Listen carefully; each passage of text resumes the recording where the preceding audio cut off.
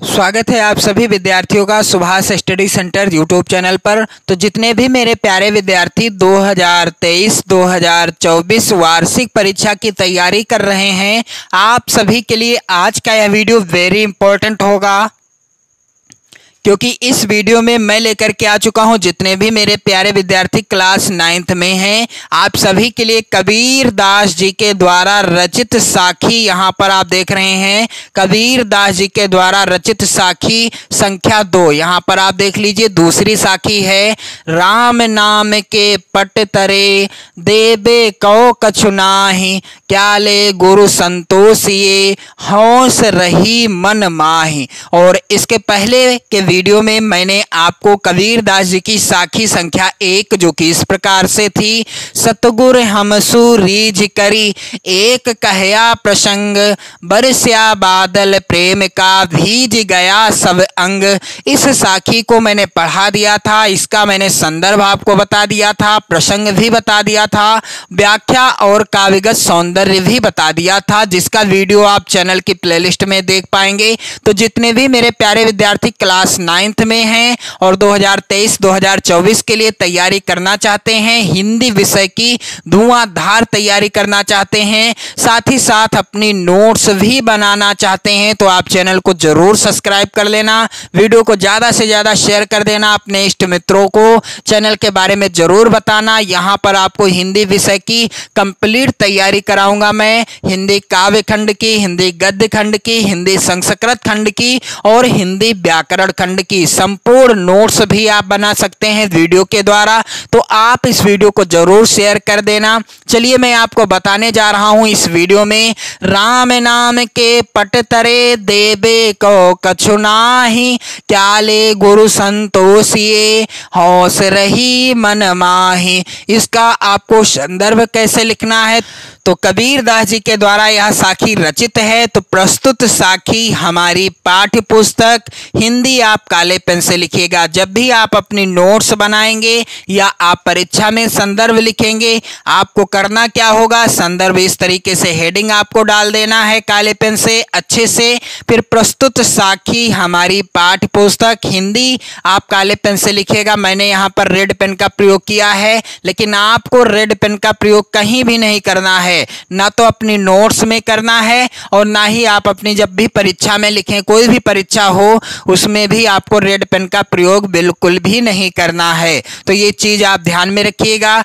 प्रस्तुत साखी हमारी पाठ्य पुस्तक हिंदी काले पेन से लिख दीजिएगा, कि काव्य खंड आप काले पेन से लिख दीजिएगा, क्योंकि यह जो साखी है काव्य खंड का भाग है, यानी हिंदी काव्य का भाग है। और यहाँ पर आप ध्यान दीजिएगा, में संकलित पाठ का नाम यानी शीर्षक का नाम भी आप काले पेन से लिख दीजिएगा। साखी शीर्षक पाठ से उद्धृत है, जिसके रचयिता कौन है, रचयिता हैं कबीर दास जी, तो रचयिता का नाम भी आप काले पेन से लिख सकते हैं। तो इस तरीके से आप संदर्भ लिखोगे आसानी से।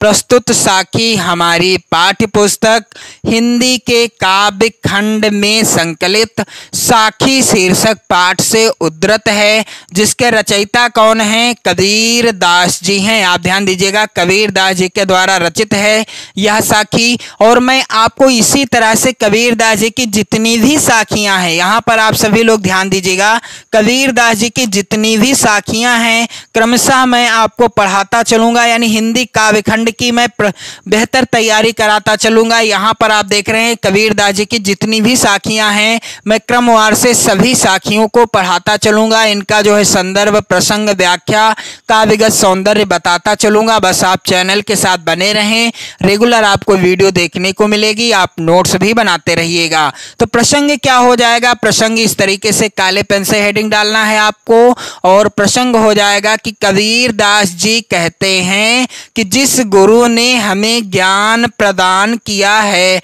उसके बदले में मेरे पास देने को कुछ नहीं है। कबीर दास जी का कहना क्या है कि जिस गुरु ने हमें ज्ञान प्रदान किया है उसके बदले में मेरे पास उन्हें देने के लिए कुछ भी नहीं है। क्या कहते हैं कबीरदास जी? चलिए मैं आपको व्याख्या, सरल व्याख्या बता दूं ताकि आपको अच्छे से पता हो जाए, और साथ ही मैं आपको बताऊंगा भी कैसे आपको लिखना है। तो राम नाम के पट तरे देबे को कछु नाहि। कबीरदास जी कहते हैं कि गुरु ने मुझे राम नाम दिया है। मुझे क्या दिया है? राम नाम दिया है, और उसके समान यानी उसके बदले में संसार में देने को कुछ नहीं है। राम नाम के पटतरे यानी राम नाम के बदले में देबे को कछु नाहि, यानी मुझे मेरे गुरु को देने के लिए कुछ भी नहीं है। उन्होंने मुझे राम नाम रूपी ज्ञान दिया है, और उस राम नाम रूपी ज्ञान के बदले मुझे या मेरे लिए संसार में कुछ भी नहीं है जो मैं अपने गुरु को दे सकूं। क्या लय गुरु संतोष ये होश रही मन माही। कबीरदास जी कहते हैं कि तो फिर मैं गुरु को क्या देकर संतुष्ट करूं? क्या लय गुरु संतोष ये, तो मैं गुरु को क्या दे करके संतुष्ट करूं, प्रसन्न करूं? कुछ देने की अभिलाषा मन के भीतर ही रह जाती है। होश रही मन माही, होश यानी अभिलाषा, कुछ गुरु को देने की ये जो अभिलाषा है यह मेरे मन में ही रह जाती है, दबी रह जाती है। राम नाम के पट तरे देबे को कछु नाहि, क्या लय गुरु संतोष ये होश रही मन माही। कैसे आपको लिखना है व्याख्या? इस तरीके से आप व्याख्या हेडिंग डाल दीजिएगा, और व्याख्या क्या हो जाएगी कि राम नाम के पट तरे यानी कबीरदास जी कहते हैं कि गुरु ने मुझे राम नाम दिया है। क्या दिया है? राम नाम दिया है। देवे को कछु नाहि, क्या कहते हैं कबीरदास जी कि उसके समान बदले में संसार में देने को कुछ नहीं है। यानी जो गुरु ने मुझे राम नाम रूपी ज्ञान प्रदान किया है, उसके बदले में गुरु को देने के लिए मेरे पास संसार में कुछ भी नहीं है। क्या लय गुरु संतोष ये होश रही मन माही। क्या कहते हैं कबीरदास जी कि तो फिर मैं गुरु को क्या देकर संतुष्ट करूं? कुछ देने की अभिलाषा मन के भीतर ही रह जाती है। होश रही मन माहे। और मैं उम्मीद करता हूं कि आपको अच्छे से समझ में आ गई होगी व्याख्या, और यदि आप चैनल के साथ बने रहते हैं तो आपको व्याख्या रटना नहीं पड़ेगा। मैं एक एक साखी की, कोई भी पाठ हो, किसी भी पाठ का पद्यांश हो, सबकी मैं सरल व्याख्या बताऊंगा ताकि आपको अच्छे से समझ में आ जाए और आपको व्याख्या रटना न पड़े। तो यहाँ पर आपको मैंने बता दिया है कि कबीरदास जी कहते हैं कि गुरु ने मुझे राम नाम दिया है, उसके समान बदले में संसार में देने को कुछ नहीं है, तो फिर मैं गुरु को क्या देकर संतुष्ट करूं? कुछ देने की यानी कुछ देने की अभिलाषा मन के भीतर ही रह जाती है। तो आप सभी लोग कमेंट करके जरूर बताना कि आप जो है किस जिले से हो। और मेरे प्यारे बच्चों, काव्यगत सौंदर्य कैसे लिखा जाएगा? काव्यगत सौंदर्य इस तरीके से हेडिंग डालना है। प्रस्तुत साखी में कबीर ने गुरु की महिमा को व्यक्त किया है और अपनी अकिंचनता को भी व्यक्त किया है। इसके बाद दूसरा बिंदु है भाषा। तो इस साखी की भाषा क्या है मेरे प्यारे बच्चों? सधुक्कड़ी।